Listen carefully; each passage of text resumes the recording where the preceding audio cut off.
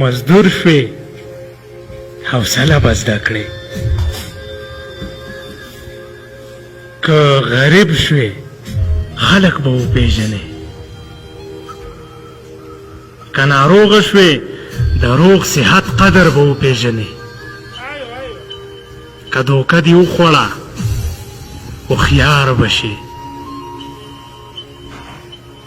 که ولوېدې د پورته کېدو احساس به درته معلوم شي